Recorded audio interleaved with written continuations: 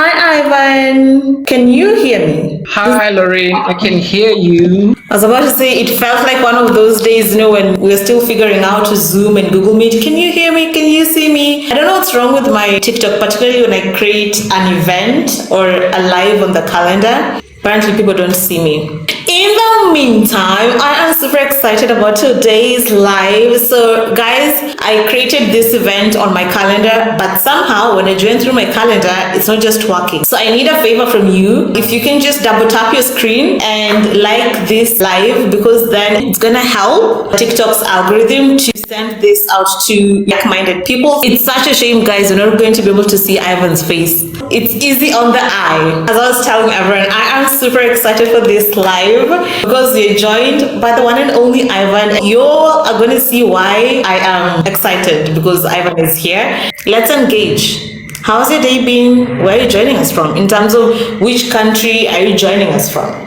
We've got Fiona joining from Nairobi. Happy to be here in London. Yay! Welcome, Fiona. We've got Chibu from Kericho. And your day has been great. Welcome, Chibu. We've got Mars. I don't want to butcher your first name. Mars's day has been fine, and Mars is joining us from South Africa. Welcome. Hi, Jakit. Glad to join from Nairobi. I'm sure I have a take home from this live. Definitely. You're going to walk out with something from this live. Hi, Fifi. Fifi is joining us from Nairobi. We've got Joey joining us from Narok. Welcome, Joey. I want to start by introducing Ivan. And I know Ivan personally. He is such a dear friend of mine. We worked together in Supersite, and that's where I got to know Ivan. But aside from that, Ivan is an amazing community builder. He's also a PhD holder, so it's not just experiences. He also has like a really strong educational background. He's a PhD holder and he's done an amazing work when it comes to xenophobia. Ivan,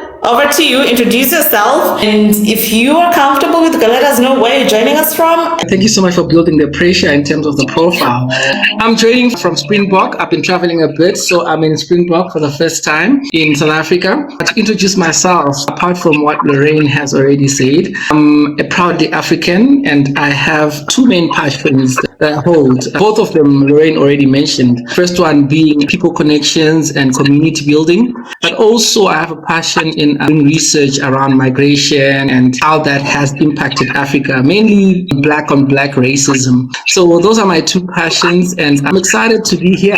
Awesome. Before we even delve into the conversation, so this is not going to be like a question and answer. It's going to be like two people just having conversations, and I want all of you all to join in the conversation by posting your questions in the comment section. The reason why we're having this live today, if you can tell, is what is holding you back or the dangers of not believing in yourself. I realized from all the DMs that I've been getting both here and on Instagram or even on YouTube, a number of people are asking, am I qualified to work remotely? I realized that yes, you do need the right skills. Yes, you do need the right experience to be able to work remotely because it is quite competitive. But it all stems from a point of fear, or when I look at the conversations that I'm having with people, it kind of leads to, am I good enough for remote work? So hence the reason why we are having this live, the fears of not believing in yourself, or rather the danger of not believing in yourself. And I know it loosely ties with, I think what you're mentioning is quite true, because first of all, let's just address the world is a scary place,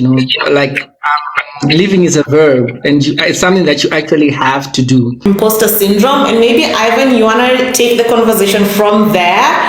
And that's why also part of my passion in terms of community building is aspects of anxiety, aspects around stress, and aspects around well-being in general, because the first part that I realized, and the first part that I realized for myself is, before anybody else questions me, I question myself. I was talking to a friend the other time, and they were saying, I'm just waiting for the day that my boss taps on my shoulder and said, you haven't been doing a good job. I think all of us reach that point where we either ask ourselves, am I good enough? And those points weirdly are at all the points in your life, especially in the job search, when you're searching for a job, when you're interviewing for the job, when you are doing the job as well. But one thing that I found that was really helpful for me is that I had so much fear of myself and within myself that I decapitate myself. What that means essentially is that when I got the interview to work for a remote company, it was for a head of community role. And within that, the first thing that I asked myself was, am I good enough? Because I was a talent advisor at that time. And the second thing was that, oh, this is a scam, But those two sides work together because am I good enough is responded to by this is a scam. If it's a scam, then obviously it makes sense because it approves the fact that I'm not good enough, So I think the first thing that I realized in that is that we have so much fear of ourselves and we don't let the best of ourselves show because we have so much anxiety already before we even get approached. So much so that when you get approached, you feel that you're not good enough. But now imagine someone who is applying and gets invited for an interview. And after getting invited for an interview, they get an assessment, So I think those parts already anxiety is building and that feeling of I'm not good enough is already building. And you just have so much fear of yourself that you forget that these people either reached out to me or these people responded to me. And already those two qualities mean that you're good enough to be where you are and all you have to do is to prove yourself to yourself and to the company. And I like what you bring up. You currently, with all the achievements that you have amassed, you still question yourself, and that is part of just being a human being or just having the human being experience. And the other thing that I like that you brought out is the fact that when you are invited for an interview, first it means that your recruiter has seen you've got the right skills, you've got the right experience for that role. So any self-doubt you're having is not coming from the recruiter, it's coming from within. And one book that I'm currently reading, let me get it. I think The Mountain Is You by Brianna Wist. And I really love it because it delves deeper into, our behaviors like self-sabotage and what that means and how to identify them so that you can take action upon them. So not just identifying how you self-sabotage yourself, but how you can also kind of like maneuver that to come off successful. But Ivan, I want us to take a step back, and if you could walk us through your journey to remote work. Just context, I know Ivan left full-time employment. You said you were head of HR. He left full-time employment, hopefully with benefits, I'm not sure, to join a remote company that was, I think at that time Superside was like 4.5 years. So maybe if you can walk us through that journey and some of the challenges that you faced or some of the battles that you had in your mind, it could help, it could resonate with someone on this live, particularly if you're on this live and if you've watched the Lean Googie show. You've had my story. I was I was looking for something new, something interesting. I felt like whatever I was doing in my past company, I felt like I could do even much more and my potential wasn't being brought out. So I headed over to TikTok and scrolling, you find a job, you apply. After several interviews, several assessments, then you land the job. Ivan, if you could share your experience or your journey coming from an on-site job to remote job, and perhaps you could resonate with someone on this live. When I got the job to start remote work, I wasn't looking. I was happy at my job, or I thought I was. And at that point, this is before COVID, so remote work and working from home and working for an American company was something that I didn't think it would even happen, because I was hoping that companies that are bigger than the one that I was working at would approach me. So my journey was that I was approached. I remember receiving a message on LinkedIn from a person who's like a CEO of a company. And then we took that to email and inbox on email. But during that time as well, as I was not looking, like I stated before, first thing that came up to me was like, this is a scam, because it's just too good to be true.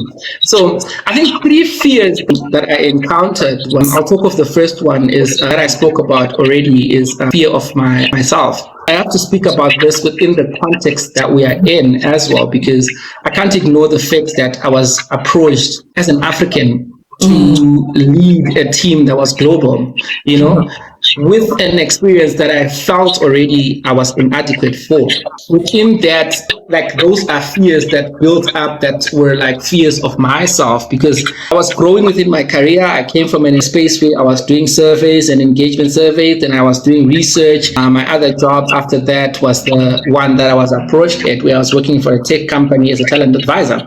And within that, I started to feel like, no, why did they approach me? Who am I to be approached? After all, this is a global company that's based in the States. How could they want someone in Africa to lead the team? I remember in the interview process actually saying, no, this was over my head. The COO to actually say to me, I believe in you and I believe in the skills that you have and I believe in the assessment that you sent that you can do this job. My journey was that I was approached, and after being approached, I had to go through the interview process, obviously. At all the stages, self-doubt was in abundance. I don't even want to lie. When I did the interview, especially when I did the assessment, I felt like this is a waste of time. And after I did the assessment, there was another interview. And then at that interview, like the top exec were sitting there. I was like, let's see what happens. And I received the offer. Then after that, the company, I remember when I joined, it had 60 people, and seeing the company grow from 60 to almost reaching 1,000 when I left. That has been beautiful, but also to see the contributions that I've made within that organization. For me, that was incredible. So that's the first fear that I had within my journey. But part of what I realized was I had a lot of fear that was around learning. When you are applying for a remote job or when you are going into the remote space, you have to accept the fact that you have to crack out of your shell, either by learning new things or by adapting, or the mere fact of growing. Because a lot of the companies that are also offering remote work, let's accept their tech spaces. And within that space, you have to be able to adapt. Things change every day. 5 changes are made. You'll know better, Lorraine. And to adapt to that, sometimes requires you to initiate the change or to adapt to a change that someone else has made. But also just growing within myself. Already learning that job is a part of growth. But within the company, you have to grow as well, Those are things that I didn't know that I had to do. That also includes one of the things that I had spoken about, which is reading, or you've already spoken about it. One of the things that I found helped me in my learning process and also in my journey was reading a book that's called Crucial Conversations. It not only helps you to locate yourself, but also helps you to have the tough conversations that you need, especially that was needed in my role as I was reporting to the COO, and to have those crucial conversations to say, for them to ask you, why are you saying this? And for you to be comfortable enough to say, this is the data, this is what we have, this is the decision that I'm making. And for them to go to a step further to say, oh, let's do it. And then you are shocked because you don't believe, you still have those fears like, wait, did they just accept this? So I think that book helped me. I'll just pause here for now before we go to the third fear I want to talk. Oh, that's amazing, Ivan. And before I even kind of not summarize, because whatever you said was really, really impactful, I want to know in the comment section, let's engage the audience a little bit. If you've got any question regarding remote work, I want you to put it in the comment section. Use this time wisely. We've got 1 hour. We've got Ivan on here, and take advantage of Ivan's experience currently. Ivan has worked remotely for what Ivan is, 4 or 5 years, and he's got a breadth of experience, like in-depth experience. He's in HR, he's a community builder, he is a research lead, so he's got amazing experience. And let me know in the comment section what your question is when it comes to remote work. But one particular question I want everyone to answer on this live is, what is that one thing that is holding you back? 30 minutes into this conversation, if you've not sent out your application, or even if you have sent out your application, I want to know, when you look introspectively, what is that one thing that is holding you back? Summarize what Ivan said.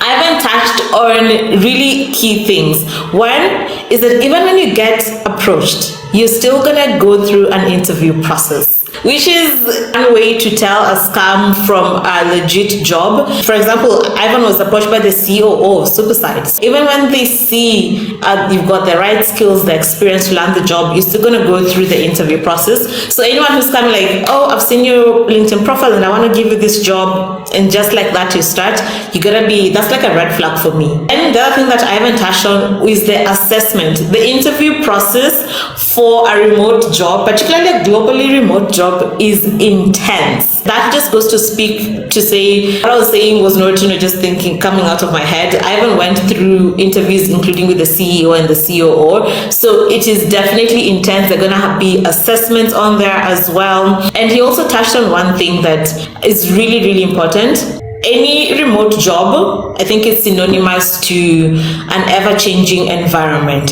So with that, you need to be comfortable with always stepping out of your comfort zone, always learning, always researching, and not just sticking to, oh, this is how I used to do it before, because there is always something new that you can learn. There's always something that you're expected to bring on board. We've got a question from Sukar.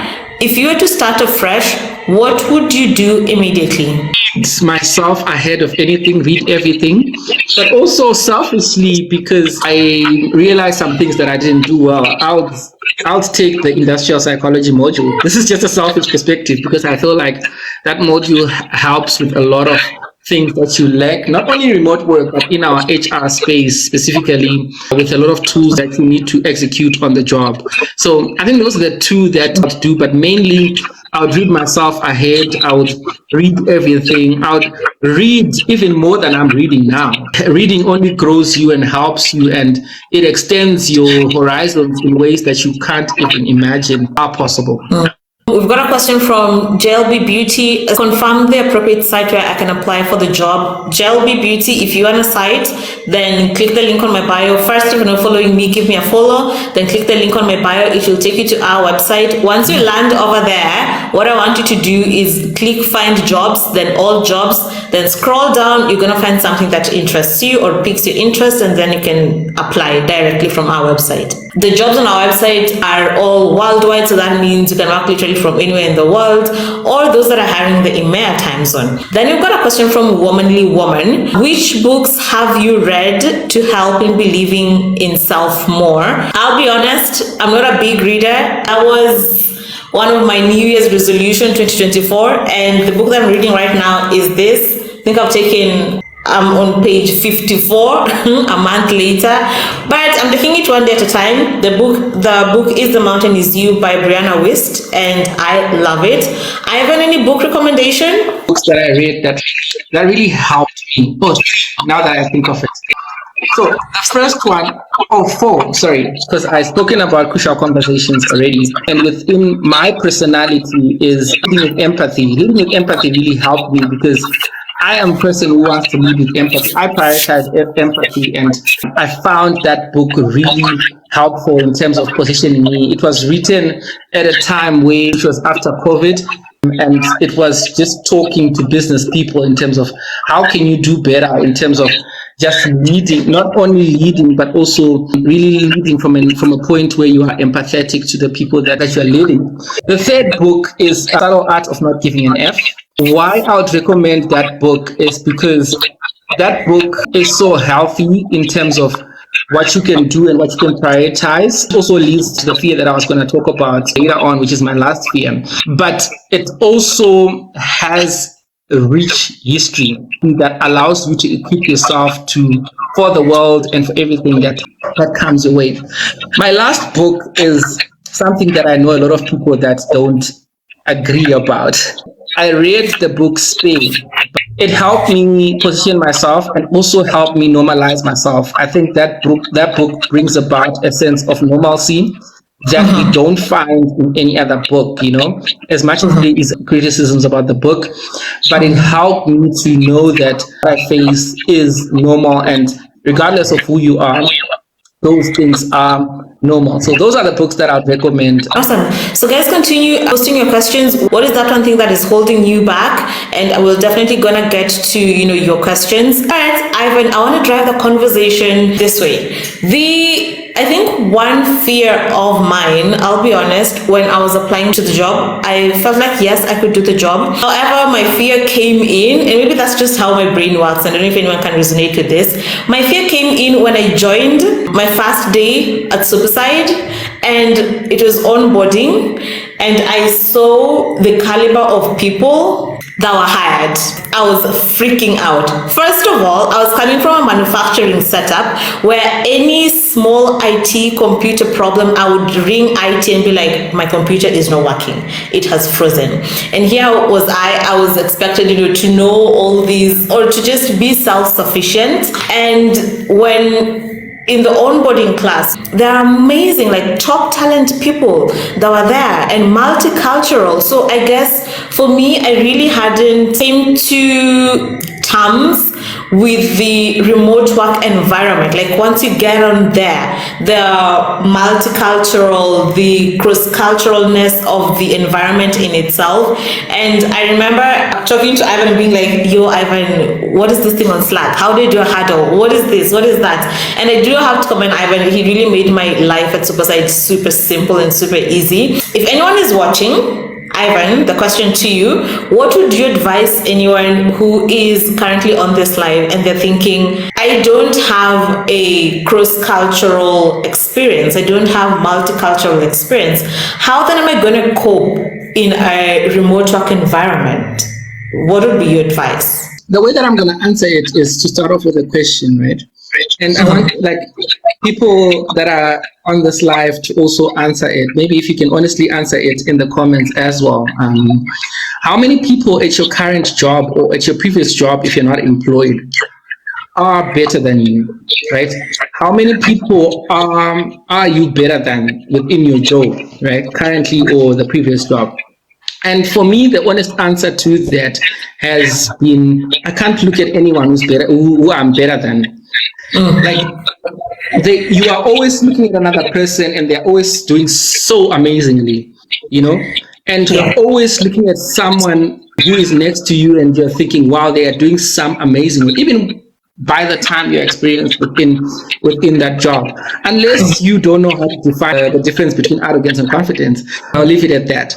So my advice would be, in remote companies, every day is day one. Like every day you should be willing to learn and you should be willing to grow, because there is so much that you can get from a conversation with a person. I always ask for resources from Lorraine, because as much as she says that I was contributing to her growth, I also felt like when she came in, she filled a gap that we didn't have in the company, and it was so much appreciated specifically for me, because I could see that, wait, these are things that I can't even do, and these are things that she can do, So you will always feel a bit of inadequacy, which comes from the imposter syndrome that Lorraine has spoken about. It's fine. Be comfortable with that, be good with that, but let that push you to wanting to learn, to wanting to grow, to wanting you to funnel information from other people, I think the problem sometimes happens when we get into a company and we have never experienced remote work. We have never worked in a company that's similar. Like, how many companies are different? But we want to assert what we have into that company and we don't want to learn.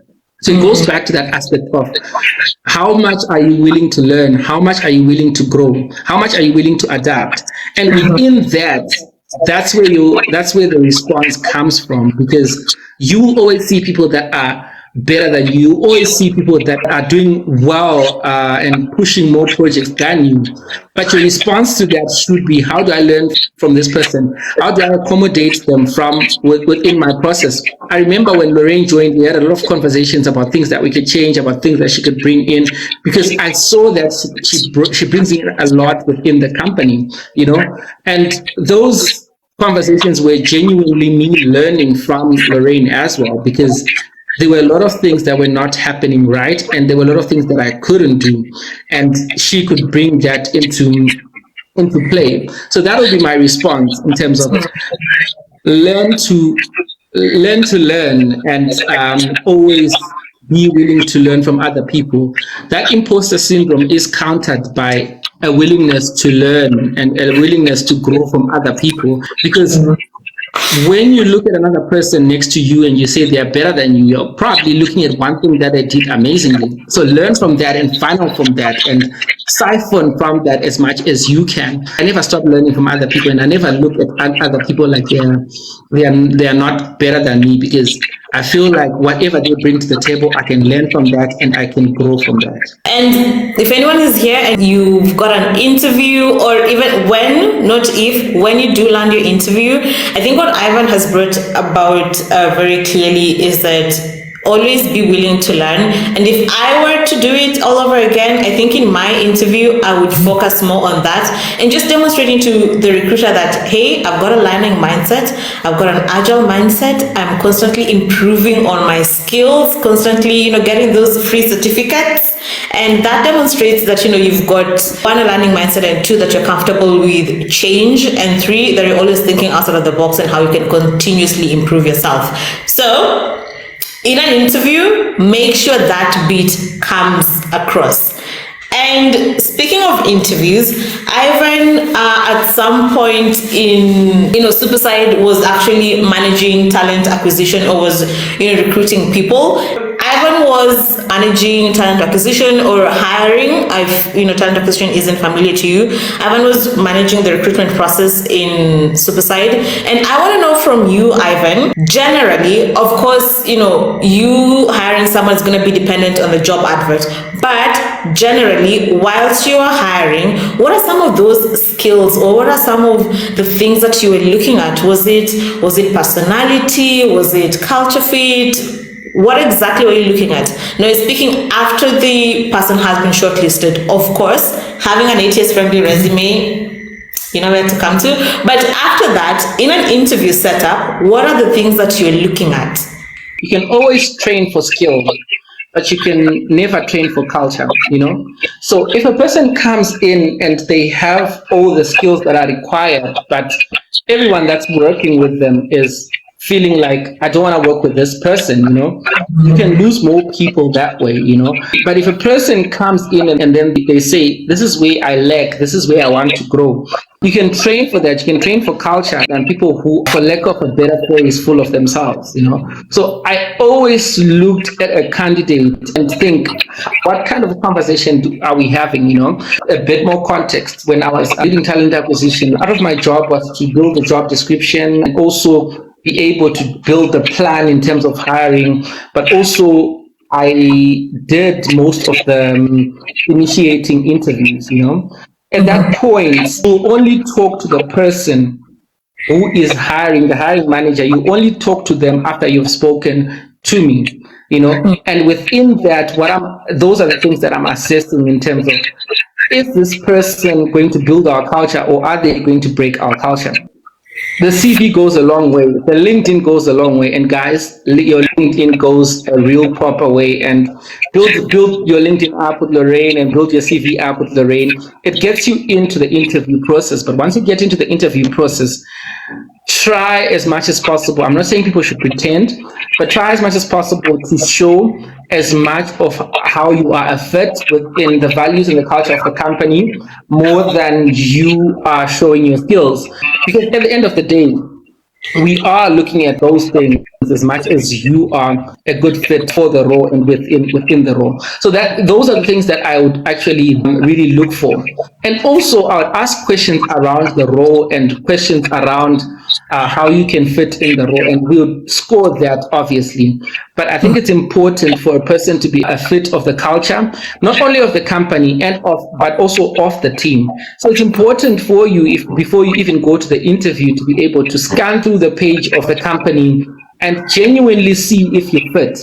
Because one of the things that people do, and one of the things that people will take away if I say this, is that they will say, let me read through the culture and respond to questions that fit within the culture. But also it is important to remember that as much as you are being interviewed by the company, you're also interviewing the company. So that genuine fit is also really important, because you can only fit into the culture if the culture fits into you. You are just being told to be working it forward, so to speak, and just being in a line machine, If you don't want that, be genuine to yourself and say, I genuinely don't want this, and this is what I want, So that aspect of scanning through the page of the company, learning through their culture and their values, and making sure that it's a fit, first of all. As much as the company is scanning through your CV, also scan through your CV and make sure that the company fits with you. That way, what you say in the interview and how you conduct the interview is a genuine match with yourself and the company, not just you wanting a job and wanting this in the company. Because if you want the job, you will get the job. But once you get the job, you have to live that job and live that life all the days of your life or all the days of your next couple of years. And that's important because you're going to wake up and hate yourself because you got a job because you just wanted the salary. I also believe that, if you're really not in alignment with the company culture, it's going to be really difficult for you to thrive. Then you're going to start asking yourself questions like, am I, again, going back to imposter syndrome, are you good enough? When it could be that you're just not fit for that company culture. And that's it, nothing to do with your capabilities or, what you bring to the table. It's really important. I like what Ivan has said, that it's really important to, in as much as you're being interviewed, that you also interview the company. And I know everyone wants, not everyone, most people want remote jobs, and you're kind of like, I really, really want to do this. And it's really important to think long term and just be true to yourself. What do you want to do? Is this how you want to live? As Ivan rightfully placed it. So to answer Chibu's question, one thing that Chibu is struggling with is recording a video pitching their skills in customer service. And for that, I think Ivan has answered that question really, really nicely, indirectly. In an introductory video, 3 things that are supposed to do. Make sure that your values are aligned with the company's value and that you can check on their website and get their values. And second, make sure that you speak about your passion. So why do you do this? Why do you wake up every day? Or why do you want to wake up every day and do the job? So why are you passionate about the job that you're applying for? And third, how are you going to save and make the company money? So those 3 things, yeah? And that will be all in a 1-minute introductory video. Womanly Woman is asking, what does it take to be a community leader? Ivan, do you want to take that? It's really important. I think first of all is you need to have a genuine passion for people, especially if you're going to work in a remote setting, because you have to think about the fact that we don't have a water cooler. We don't have people meeting in the elevator and saying, hi, how are you? Who are you? We don't have resources that help us get together to know each other. How do I solve those problems? How do I make sure that this company has people that genuinely know each other and genuinely trust each other? With me, how I got into community leadership, apart from the passion for people, is I was always working with HR teams, and I was working with them doing surveys and giving them recommendations and making sure that they have a solid plan for their teams, And that got me to ask the question, like, wait, all the HRs and all the talent teams have things that are missing, How do I fulfill in a company that I want to be in? So I moved on to the other side, from the consultancy side to the part where I was within the HR space. And I continued asking myself those questions, You have to have the ability to engage and the ability to be able to genuinely listen to people. When COVID hit and we're in a remote company, and the solution that we came up with is we would have care calls, And having care calls at that time, before Lorraine joined, it was just me. And I had to do all these other things and also prioritize care calls for people, And in a remote setting, that means that sometimes the Slack message to say, hey, how are you doing? How have you been? But also genuinely asking that, not just asking that as a formality, because if you ask that as a formality, people will respond to that as a formality. So you have to be able to connect with people. You have to be curious about what people want. And you also have to build your sense of researching and using data to be able to get to solutions, which is what I think my research part of my career responded to and wanted to be fulfilled. Those aspects are really important. I tried as much as possible not to talk about the qualifications because everybody just says you need this, you need this, you need that in terms of qualifications. But I think in terms of personal skills and personality, those are the important things that you require in terms of not only being a community builder, but also a community leader, and ability to be answering those questions and effectively finding responses to the problems that people have. Thank you so much, Ivan. We've got a question from Gary Karen with learning the CRM tools. Apparently, it's quite difficult, again, bringing the conversation around introductory videos. One thing that I want to say, I'm also advising this to my class, like we are seeing more and more recruiters heading in the route of a synchronous interview style. So what that means is that they send you a question and then, you're required to pull out your camera and record yourself answering that question. Some will even go ahead to have you record the video on their platform. So as opposed to say Sagan and Safety Wing that will actually want you to record it outside of their website and you get to upload it, some will want you to do so on their website. Here's the word of advice that I'm giving my clients. The three things that I've mentioned here. The values, how your values align with the company's values, your passion, and how you're going to make or save the company money. For the Christians on here, you've got to know that as John 3:16. You know how when you're waking up in the middle of the night and you're told, recite John 3:16, you're able to do so? You've got to be able to do so with your tell me about yourself question or your introductory video.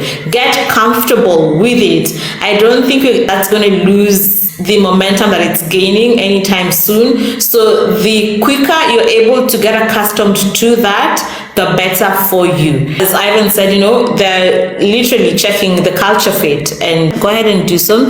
Let us see. Fiona is asking. I just wanted to add on to that, and I think one resource that we don't use as much as we should be currently is that LinkedIn actually has a learning tool and a learning channel, and from that you can do, I know you mentioned free courses that you mentioned that you did, there is a lot of growth that comes from that. It's CRM or anything that you want to learn. We don't use that tool as much as we should. So we should just use that as much as possible. Get a lot of certificates as much as possible. Get a lot of knowledge as much as possible. And they have resources that you can actually download and learn from, and just learn before the interview. What I actually do before the interview is that go onto LinkedIn and really just search for the role on the learning button. And when you search for the role, there are videos, there are resources, there are tools that you can download, videos that you can view, and resources that you can learn from that actually help people grow. But we don't use that as much as possible, not only in terms of CRM, but also in terms of anything that people need to learn. Amazing. So I guess that answers Fiona's question in terms of what critical skills are they looking for in terms of accounting. Head on over to LinkedIn and, search as Ivan has said. But one thing that I'm also seeing when it comes to accounting or finance roles is you need to have like either a CPA or SCCA, like some sort of certification to give you credibility in that space. The other thing that I'm seeing in most job adverts is that you need to have either experience with some sort of software. So whether it is QuickBooks, whether it is SAP, whether it is Sage, whether it is NetSuite, you need to have experience with that. And then the third thing that I'm seeing common is GAAP, so GAAP. And the reason for that is that most remote companies are actually startups in the US, and that is like an American accounting principle over there. So if you're not acquainted with those three, Fiona, you know what to do. Ivan just told you that. Head on over to LinkedIn. In which format should you send your CV? Word or PDF? PDF always, because again, you don't want the ATS that the company is using to kind of jumble up your CV. So PDF is always safe. Sharon was saying the fear or one thing that's holding her back is the lack of experience and not being qualified. My response to that, Sharon, is send applications with the confidence of a what? A man. So if you meet 60%, let the company tell you no. Don't close the door on yourself. So just send out the application.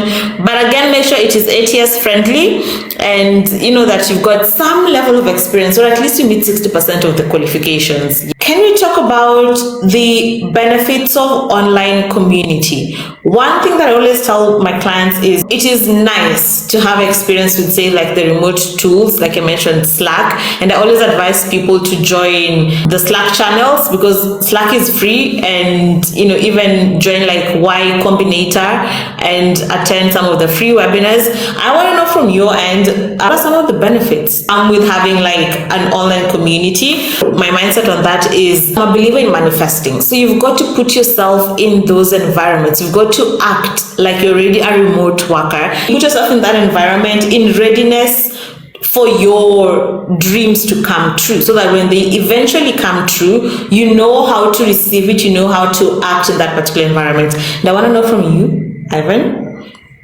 what are the benefits of joining an online community? So I think you have preempted my response. Guys, if you don't know about Slack, join Slack, especially if you want to be in remote work. SLACK. It has a lot of free channels if you even check on Google. But what you gain from that is there are a lot of resources that are in there. I remember sometimes in my job within the community, if I didn't know how to solve something, I would ask it on a global HR, and you're engaging within those online communities. You actually really land a job from that. Most of the Slack channels that I'm on, they not only post resources, but they also post jobs that are available in terms of remote communities. I remember when we hire for some jobs, I had to post in those Slack channels. So all of the people in the talent in the remote space are posting within those channels. And if you are not available in those channels, you are missing out in terms of how do you get a job, where do you get a job, and what job can you get? So if you combine those things in terms of you have nothing to lose in terms of applying, but also you have nothing to lose in terms of getting into an online community, it only gets you success, it only gets you learning, it only gets you growth, but also it can only lend you a real great job in terms of remote work. Guys, if you're here and you have not checked out Slack, go ahead and do so. Number one, yes, like Ivan said, you get to be in an online community, you get to know jobs, you get to know how the remote work environment works.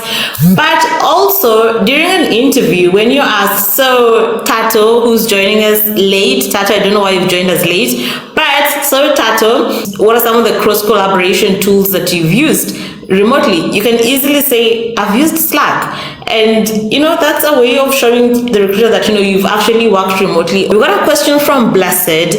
Do we include referees in the resume? And my answer to that is no, simply because of data protection laws. No, you don't. If a recruiter or if a company wants to run a reference check or a background check, they should and they ought to contact you. And just remember, like your CV, especially if you have like less than 5 years experience, 2 pages or even 1 page is enough. If you got anything 5 to 10, then 2 or 3 pages is enough. You don't want to have like a super bulky CV. On the other end, the recruiter is also like a human being. Yes, so you want to make their life as easy as possible, but not taking away from your experience. So keep the meat or the gist of your experience and include your achievements in terms of numbers and percentages. Unnecessary stuff like PO box or high school education, remove them. And I guess that goes to answer Fiona's question, who is asking, is it okay to include in your CV the free courses you've learned from Alison LinkedIn Learning? Absolutely. Yes, go ahead and do so. Yeah. And double tap your screens, guys. If you're joining us now, we're talking about the dangers of not believing in yourself. If we paraphrase it, it is what is holding you back. And if you're joining us now, I want to know what is holding you back. Evan, is there anything that you want to talk about? I know you did mention, things to do with like data, how you found yourself in situations where you were advising the COO and the CFO and, the CEO, and your ideas were being taken up. I want to talk about ever so slightly the importance of knowing how to navigate data, knowing how to process data, and why is that important, particularly in a remote setup. 2 questions that you asked, I want to talk about 2 things. Yeah, so answering your question, I want to talk about my last one. So In terms of data, I think it's really important to note when you're in a remote setting, data goes all the way in two things. I think we're talking about data in terms of security of information, but also we're talking about data as when I was talking about data, I was talking about actually using data to progress yourself and to progress your role. It is important to make sure that everybody whose information you have access to feels protected by the data that they give you and the information that they give you. I think you should never violate it, because also important in our roles is that you get so much valuable data. You get not only references of people, you also get salary expectations of people. In some cases, which I don't agree with, you also get the salary that people are receiving that they are receiving in their current company. So it is important that you manage to be global in terms of data protection, but also you are global in terms of enhancing those data protection aspects within the company that you are in. When I walked into Superside, we didn't have any of that, but we also had to make sure that we have policies that even on a job post speculate that tell people that your information will be protected for 3 months. We'll have your information, and when you delete it, make sure that you automate the process of deleting that, and make sure that you automate the process of sending people what they want to be sent. But when I was talking about data as well, what I mentioned was you always have to be data driven within a remote setting. When you are talking to a CEO, when you're talking to a COO, a lot of the things that you say are really gibberish until you give them the numbers and until you give them the bottom line. And then, like what Lorraine said, if you are telling them what you're saving them, So those are things that are important to think about, especially when you're engaging with remote settings, because we had a lot of feelings about how I think things should go, especially if you talk to people, and especially if you engage with people, and if you do the barometer, so to speak. You want this to progress and you want this aspect to progress, but you let your feelings get in the way of that. And I used to do a lot of that. But can you put it a data point to say, even in the simplest form, to say 60% of the company want us to have laptops provided by the company, that 60% is not performing well because of this, and that. And also that 60% is, if you put it in figures, that makes sense to them. And even if you give them those figures, they don't even care about your feelings anymore. It is important that you are data driven, and everything that you give, everything that you present is data driven. I think from your CV, like what Lorraine also alluded to when she said that your CV needs to have data points to say, these are the things that I've done and these are my achievements in terms of what I have done, but it has to be data provided. You can't say I grew the company when you can't tell people like by how much, by what time frame. You can't say I made sales unless and until you can say this is how much sales I made and with what time frame as well. I think one of the things that I wanted to talk about, which is the last fear that I was thinking about, was we also fear prioritizing. Ivan, before you can talk to you can speak on your last fear. I think I just want to add on to this. If it's not clear to anyone on this live, just to double down on what Ivan has said, whether you're in customer service, whether you're in sales, whether you're in marketing, HR, I always advise my clients when I'm doing CV revamps, one course that you've got to do is an introduction to data analysis or an advanced Excel skill, because that is going to come a long way. And this is coming from, people with experience already in their remote workspace. So that just only gives you a competitive edge over every other person that is applying for a job. So head on over to those free Allison, LinkedIn Learning, Katsere, register an advanced Excel skill or an introduction to data analysis and do a short course on that. Over to you, Ivan. One of the things that we have as a fear is fear of prioritizing ourselves. And I think that's really important in any job and in any person's life and in any relationship. What I really want to aim at is the fact that people talk about the assertion, for example, that two things that I value in terms of company culture that we've touched on before is the aspect that people talk about the fact that culture is what works when policies in companies break, right? But also, I want to view culture as an aspect that is important to everybody because it feeds on yourself as well, right? So culture can be defined in the simplest terms. That feeling that you have on a Sunday night, if you're having a feeling that I'm yearning to wake up and continue with this, or if you're having a feeling of it's Sunday and I don't want to do this, not this again. Those two things speak to each other for me because whenever policy breaks, and policy always breaks, culture works. Because if you have someone who feels like they can't do something, and you don't have a culture of helping each other within the company, that person is decapitated, that person can't perform, and the company breaks, right? And when the policy breaks, they can't even ask for help to say, Lorraine, can you help me with this? Yeah. Right? But also, if someone feels like they can't wake up on Monday, they're just pulling the Sunday to make sure that the Sunday is long enough, it gets to a point where you waste Mondays, log on late and they log off early because they want to make their Mondays as short as possible, right?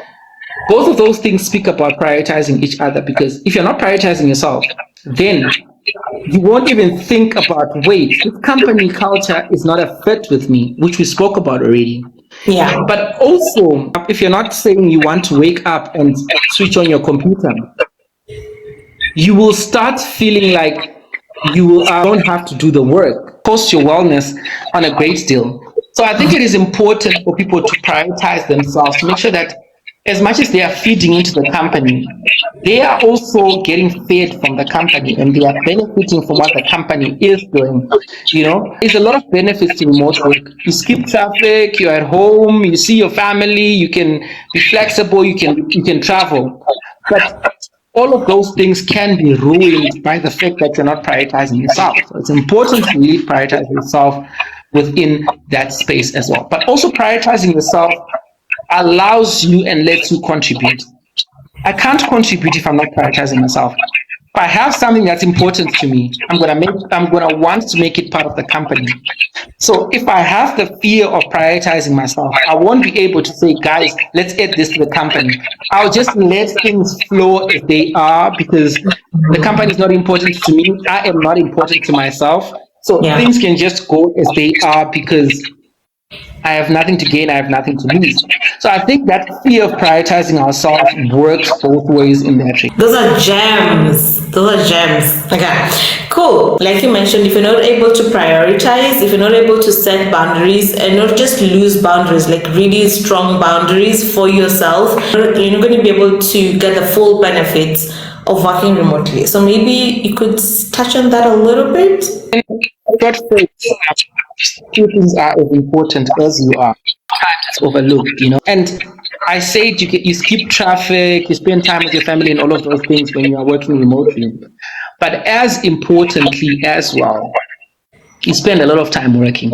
Honestly, you spend a lot of time working because you don't log off, but also you start to get that Slack anxiety, when that Slack click comes on and you're like, what's happening now? I've seen situations where people. Sorry, I always tell people I used to work. I never thought I would work as much as I did when I was working remotely. I used to think that I was a hard worker when I was working on site, working 8 hours or even 6. Then you head on over to remote work and you've got to work 12 plus hours. Not because someone is holding like a gun to your head or you're being pushed to do so, but like you just alluded to, the anxiety. Please go on. Gems. Go on, sorry. There is the passive aggressive gun that's being held to your head, Sometimes people are really passive aggressive and then they say, you don't have to do it now, but this is urgent. So some of the things that I always advise people in terms of prioritizing themselves and balancing this work and life opportunities is don't have Slack on your phone. If you have Slack on your phone, have it on a scheduled mode. There are Slacks that used to come in at 9 p.m. by time, but you're working in a global company. Yes. Maybe someone hasn't even thought about it. The beauty of working an 8 to 5 or a 9 to 5 is that you can close your laptop, you can close your computer, and then you are gone. and everybody knows that you're gone. Mm-hmm. But now everybody expects, and there's always something urgent on the other side of the world, and it Yeah. goes on and on and on. So you have to be able to make sure that you schedule that Slack so that it switches off at a certain point. Make sure that your notifications don't come on your phone. I never had notifications that come on after 1.5 years of being in a remote company. I made sure of that, because that's your time, that's family time, that's whatever you want to do time. Mm-hmm. And it's important to preserve that time. And nobody can preserve that time for you except for yourself. So it's important to be able to do that. But also, speaking to contribution, it is important to speak out and say, guys, this is what's happening. Mm-hmm. And I have this anxiety. How do we make this company culture better? And not have Slack messages, or, have people have an expectation of when to deliver, because sometimes it's as easy as setting up your Slack to make sure that people know that you're available from this time, and set it up in such a point that in their time they will know. Sometimes it's as easy as snoozing your Slack. When you're off work, you snooze your Slack. So that's the balance that you have to manage for yourself. You have to be able to prioritize yourself and be able to say, these are the times that I'm available, and these are the times that I'm not available. I used to have interviews globally, and sometimes I used to switch myself. I realized that times are not the same. So I used to hire in Asia, America, and in Africa. So you can imagine that I can have an interview at 10 a.m. and have an interview at 11 p.m. Mm-hmm. But also I cannot have a gap in between. It's only when I started to prioritize my work-life balance that I realized that no, these people are waking up fresh, and all of them are fresh for the interview, but I'm not fresh. These people are on a Friday morning and I'm on a Friday night, and I need to go out. Those things are important, and until I realized that, I started to schedule things in a way that suits me. But also, what it let me do is that I had to know that I need time for admin. So sometimes I would have interviews lined up all day, but I wouldn't have time to update my files to make sure that all the feedback and everything and all the assessments are done. And I had to work weekends to accommodate for the admin, So it's important for you to be able to do that. And I think your second question is actually a solution to that. Most of the things that we have been talking about, and all of the things that we have been talking about within this segment, they draw down, or the ability to be able to set boundaries. Guys, set boundaries, or you will be running the company without getting the profits for the company. You will work all day until you say no. And once you say it once, people will know these are the times that you are available. Say it in your team, say it with people that you're working with, say it with people that have expectations from you. I used to have designers who do not set these boundaries. And the next thing that you hear is somebody has crashed or somebody has fallen sick. And that is bad for the individual and the business. So it's good for the business for you to set boundaries, but it's also good for yourself to set the boundaries and make sure that people know when you're available and when you're not. So the first part, as the question, is responded to by the second question, in the sense that setting boundaries allows you to prioritize yourself, and setting boundaries allows you to be able and have the ability to prioritize your well-being and your work-life balance. There's nobody who has a work-life balance and they don't set their boundaries. Let's head on over to the comment section. Yes, Karen, when and not if, when you get yourself a remote job, come on over here and testify. Katsere is asking, how do you market yourself for a job that you're qualified for, but you don't have much experience in? First of all, let's say you've done your bachelor's in HR or diploma in HR, whatever, right? How I would go about it is I would call myself a HR specialist or a customer support specialist. Add specialist to whatever title that you're giving yourself, yeah? So do that. Then if you don't have experience, then I always say you do need to upskill. So, overly compensate with the certificates that, I haven't talked about. Go on to LinkedIn, go on to Katsere. Do that. Join those online communities. Put yourself in those environments where people are already thriving in them. So join Slack, join those Slack channels.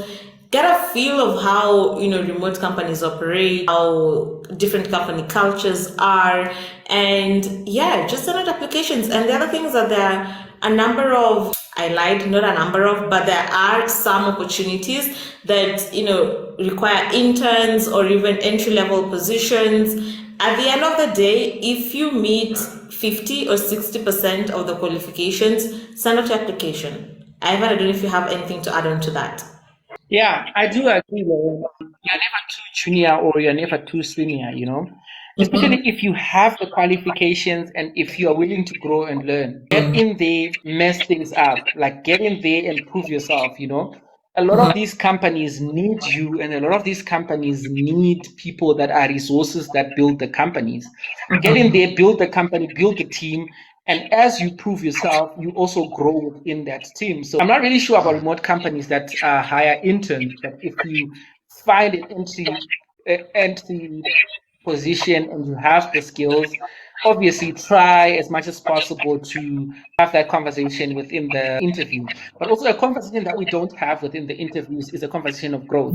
How do I grow within the role? What is my growth stated and is my growth agreed on? We just walk into the company and before we blink, we know that it's 3 years into the company and you're in the same role.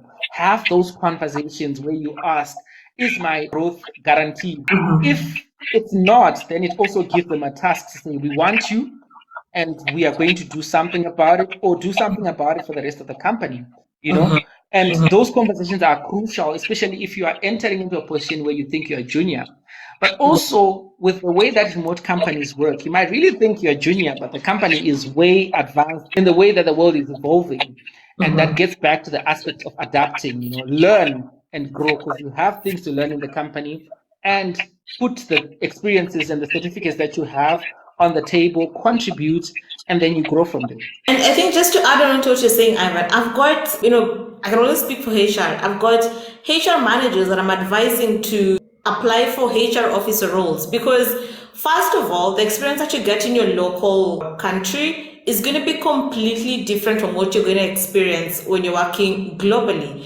Completely two different worlds. So even if you're you're in a senior role, think of it this way. Are you willing to, not particularly like junior, and junior in the global context is going to be different from junior in your local context, yeah? But think about it on those lines. The exposure, the kind of experience you're going to come out with is on a different level.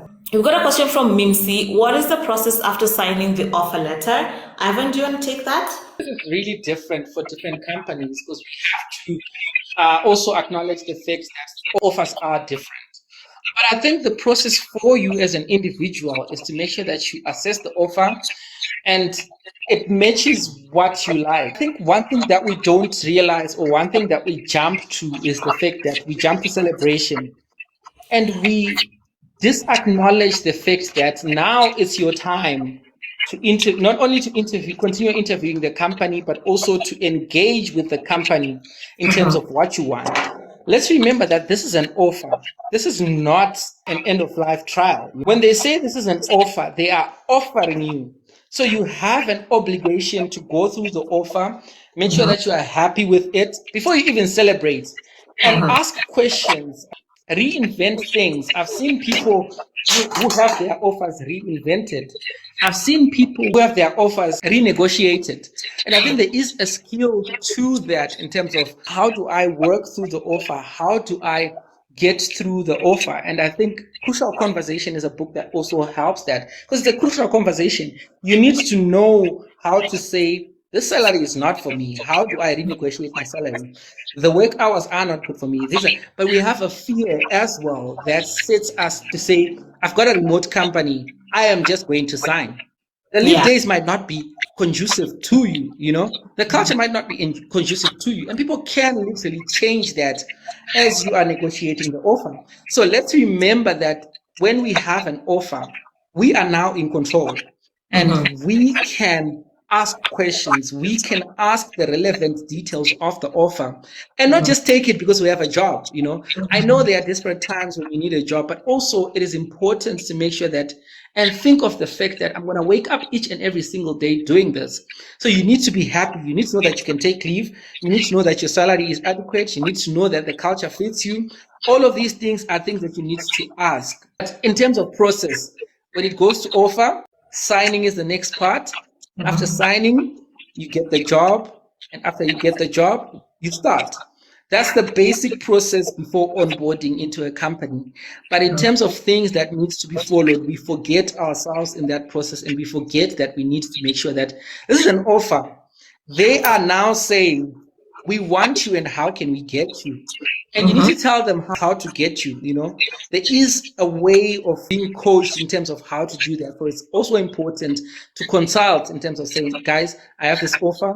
How do I negotiate in terms of I want more leave days or I want this specific aspect included in the offer? And I like what you said. At that stage, the power is literally in your hands because they're saying they want to. So you've got the upper hand when it comes to renegotiation. Negotiation doesn't have to be in just like more money. Like you said, it could be your growth trajectory. It could be your leave days. It could be your working hours and things of the sort. So rather than just thinking, I want more money, expand your scope a little bit and see, do they even have like a learning and development budget? Is that something that you can renegotiate at that stage? And I liked what Ivan said. 3 things that you want to kind of like bring out to demonstrate to the recruiter that 1, you've done your research, 2, you're really interested in this company. Like Ivan mentioned, ask about their growth trajectory, your growth trajectory. Do they have a learning and development budget? How do they treat learning and development? Bring aspects of data in it. From this slide, it's apparent that that is really important to remote companies. That's how you show your impact. And then 3rd, talk about change management and how comfortable you are with exploring, with, always getting yourself out of your comfort zone and how you've got like an agile mindset, things of the sort. Now, it is 4 minutes past our time and I don't want to keep Ivan any longer. I know someone asked, are we going to upload this on YouTube? Yes, we're going to do so. So expect to see it on YouTube sometime next week. Ivan, one last question. What is one thing that you are appreciative of in terms of your remote work experience? It's the growth, man. It stretches you. It stretches your boundaries. It stretches your imagination.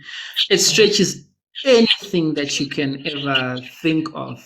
It stretches your ability to even search for a job. It grows. I remember before I joined Superside, my LinkedIn following was just a mere 50 or something. It grew me to about 18,000. But also at that time, it grew my conversations, it grew my engagements, it grew all of these things, But also one of the things that I really appreciated is the relationships that I have. Now I have friends in Kenya, I have friends all over the world, and I have, people that I can really genuinely rely on and connect on. Makes my world easy in terms of not only traveling, but also in terms of growing, in terms of job searching, in terms of getting into the remote space. I think mine, we're sort of aligned, yeah? Mine is also growth, but growth, yes, professionally, but also personally in terms of setting my personal boundaries, because I don't think I really realized the need or the importance of personal boundaries before joining remote work. So that is one that I'm super appreciative of, and like you mentioned rightfully, just prioritizing self, because no one is literally coming to tell you to shut off your computer, to log off. You've got to prioritize yourself, and that comes with some level of growth and realizing that you do need to prioritize yourself. So that is what I'm appreciative of when it comes to remote work. Anyhow, guys, if you're here and you haven't given me a follow, go ahead and do so. You also want to follow Ivan. I know Ivan isn't like super big on social media, but can you just go ahead and this is actually, he created, just so you know how nice Ivan is, he created this TikTok account so that he can be able to have this live with us. He's on here, the.munashe, yeah. And then he's also on Instagram, and more importantly, follow him on LinkedIn and just have conversations with him. You're gonna love the conversations that you can have with Ivan. Whenever I'm not available, or even me just being removed out of that conversation, if you've got any question, I'm giving you permission as Ivan's friend. Please inbox him and just ask him a question. And Ivan, don't get upset or don't kill me for this, but yeah, go ahead and do so, guys. Thank you so much. Any parting shot, Ivan? Thank you so much, Jane, and thank you so much.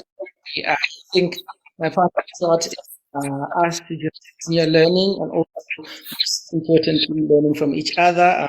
Apart from following each other, let's follow and engage. I think it's important to follow and engage, and I think if you really want to learn a lot about building yourself, and if you are here, then Beyond the Savannah and Lorraine is for you in terms of getting your CV right, getting your LinkedIn right, and getting that best opportunity in terms of jobs.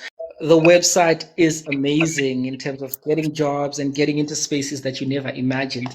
I myself would also say that as a person who has scouted all the job boards and has worked with a lot of job boards, you're doing amazing work, and keep doing amazing work. Thank you. I went for asking for your LinkedIn handle because they want to head on over there and just be like, "Hi, Ivan. We saw you in Beyond the Savannah." So what's your LinkedIn profile?